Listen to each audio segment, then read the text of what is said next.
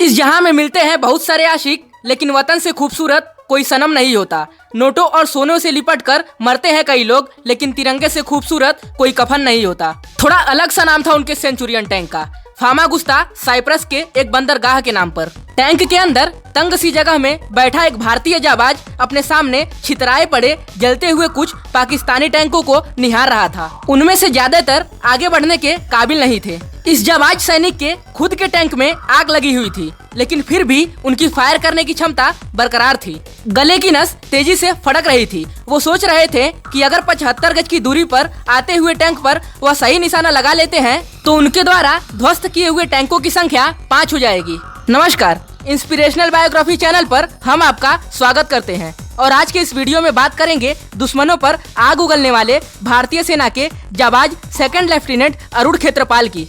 अरुण ने अपना radio set of कर दिया है क्योंकि पीछे से उनका कमांडर उन्हें निर्देश दे रहा है, अरुण वापस लौटो। तभी अचानक सीटी की आवाज करता हुआ एक गोला खेत्रपाल के टैंक के कपोलों को भेदता हुआ निकल जाता है। उस सेकंड के 100वें हिस्से में उन्हें ये एहसास नहीं हुआ कि उसने उनके सीने को फाड़ दिया है। खून से लथपथ अरुण खेत्रपाल अपने गनर नत्थू से फुसफुसाकर सिर्फ ये कह पाते हैं, मैं बाहर नहीं आ पाऊंगा। नत्थू की पूरी कोशिश है कि वो अरुण को जलते हुए टैंक से बाहर निकाल पाए। कुछ ही सेकंडों में अरुण का शरीर नीचे की तरफ लुढ़कता है। उनके पेट का जख्म इतना गहरा है कि अरुण की आंतें बाहर निकल आई हैं। समय है 10:15। तारीख 16 दिसंबर 1971। अपनी अंतिम सांस लेते हुए अरुण खेत्रपाल इस भारत माँ के लिए शहीद हो जाते हैं। इस समय तक उनकी उम्र थी सिर्फ 21 वर्ष। मैं अपने देश का हरदम सम्मान करता हूँ, यहाँ की मिट्टी का ही मैं गुणगान करता हूँ। हम डरते नहीं है अपने मौत से, तिरंगा बने मेरा कफन, मैं यही अरमान रखता हूँ। 6 फीट 2 इंच लंबे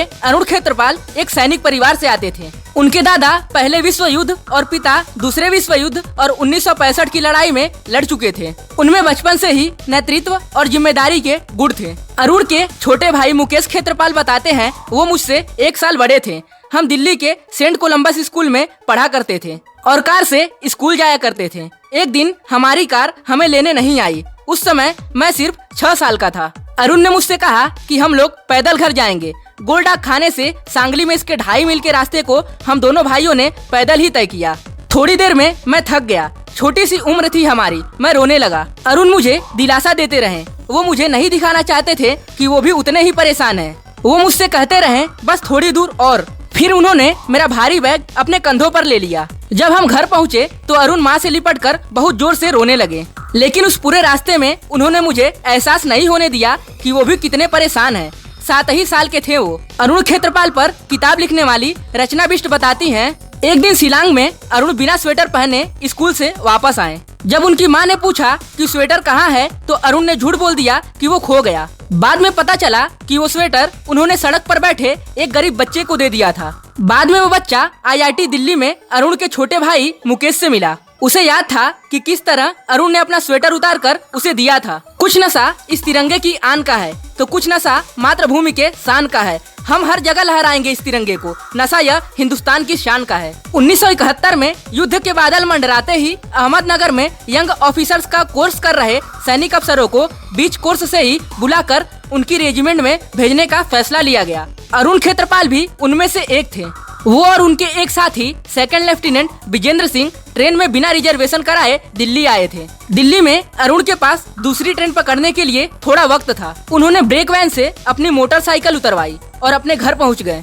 शाम को पंजाब मेल से वो फ्रंट के लिए रवाना हो गए। जब वो अपना सामान बांध रहे थे, पिताजी ने नोटिस किया कि उसमें एक नीला सूट और गोल्फ स्टिक भी था। मेरे पिताजी ने पूछा, तुम वहाँ ये सब क्यों लेकर जा रहे हो? अरुण का जवाब था, मैं लाहौर में गोल्फ खेलूंगा और जीत के बाद डिनर पार्टी तो होगी ही, उसके लिए ये सूट ले जा रहा हूँ। जब अरुण मोर्चे पर पहुँचे तो उनके कमांडर हनूत सिंह उन्हें लड़ाई में शामिल करने से मना कर दिए क्योंकि वो यंग ऑफिसर्स का कोर्स पूरा नहीं कर पाए थे। अरुण ने उन्हें यह कहकर मनाया कि अगर वो इस युद्ध में भाग नहीं ले पाए तो शायद ही उन्हें अपने जीवन में युद्ध में शामिल होने का मौका मिल पाएगा। बहुत मुश्किल से कर्नल हनूत सिंह उन्हें युद्ध में आगे भेजने पर राजी हुए। उन्होंने उनके साथ वरिष्ठ सूबेदार को लगाया और अरुण को निर्देश देते हुए कहा कि तुम हर मामले में उनकी सलाह लो क्योंकि उनके पास तुमसे ज्यादा अनुभव है। लेकिन एक्शन शुरू होने के 1 घंटे के अंदर ही उस सूबेदार के सिर में गोली लगी और वो मारा गया। अब अरुण बिल्कुल अकेले थे। वे लोग खुशनसीब हैं जो देश के लिए कुर्बान होते हैं। वो मर के भी देश और इस तिरंगे की शान होते हैं। 16 दिसंबर को तड़के पूना हॉर्स के भीमकाय टैंक एक लाइन बनाते हुए आगे बढ़ रहे थे। हर टैंक अगले टैंक का अंदाजा उसके पीछे जल रही सिगरेट टिप के बराबर लाल बत्ती से लगा रहा था। वो बत्ती भी जमीन की तरफ केंद्रित थी ताकि पाकिस्तानी टैंकों और युद्धक विमानों को उनका आभास न मिले।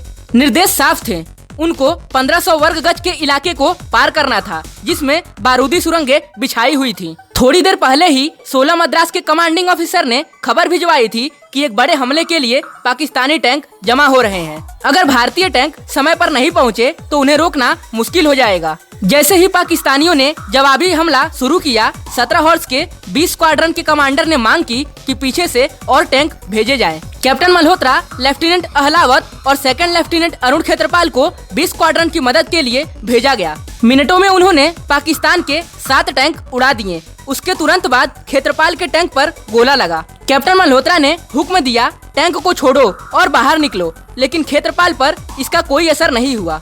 वो पीछे हटते पाकिस्तानी टैंक का पीछा करने लगे और उसको बर्बाद करने में सफल भी हुए। तभी पाकिस्तान की तरफ से कुछ और टैंक मैदान में आ गए। मल्होत्रा बार बार उनसे कह रहे थे, अरुण बाहर आओ, टैंक को छोड़ो। अरुण का जवाब था, मेरी गन अभी काम कर रही है, आई विल गेट दोज।